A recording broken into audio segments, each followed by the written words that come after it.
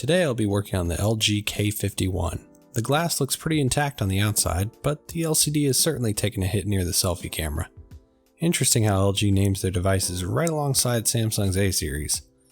The glossy back is an illusion, no glass here, it's made of plastic. Not a bad thing though. The back peels open like a backwards book and hides the fingerprint ribbon. This plastic protector pops off. I'll probably have to go find that in a minute. Looks like the PCB below was designed for dual fingerprint readers? Okay, LG. There are a carpal tunnel inducing 20 Phillips screws that need to be taken out of the top and bottom midframes. This one might be the most screws I've pulled from a device since working on a PlayStation 5.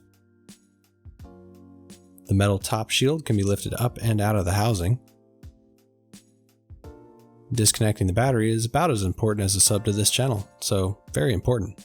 I'll purposefully forget to remove the SIM just so I can show everyone how. Definitely on purpose. The bottom shield has no helpful arrows like Samsung, but assuming it's a clone of some kind, I'll pry off where it should be, which is off to the left side. There are some important markers here letting you know that the battery doesn't contain any dogs, fire won't make it float, and some other suggestions. It also says it was made in China 3 times. Time to unlatch some ribbons starting with the main sub link, then the display flex. I'll pop the sub portion of the main sub link from the charging port below.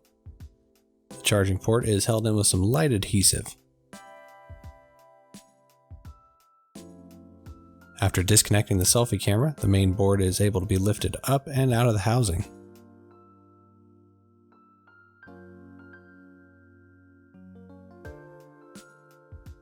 That selfie camera has some more light adhesive, but it's easy enough to extract. Time for the hot mat. LG has coated the entire battery housing with permanent adhesive. Nothing a little heat and alcohol won't fix though.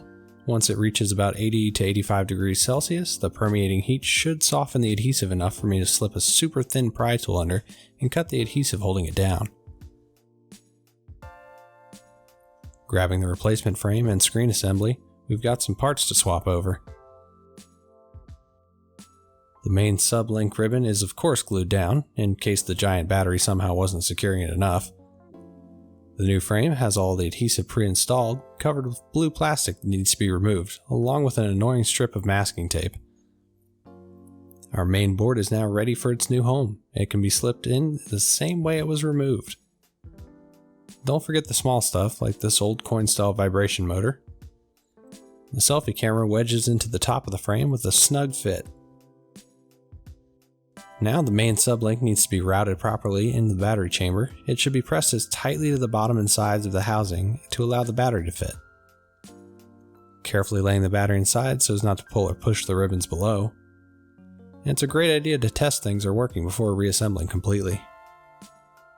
The metal shield at the top clips nicely into place and has a majority of those Phillips head screws. The bottom speaker and shield also needs to be pressed firmly into the frame. This fingerprint reader was much easier to disconnect than it was to reconnect. I might try pushing it out of the back plastic next time. Aligning all the corners of the back panel and pressing firmly should finish the job. This LG K51 is practically good as new and the display is working great. Thanks for joining me.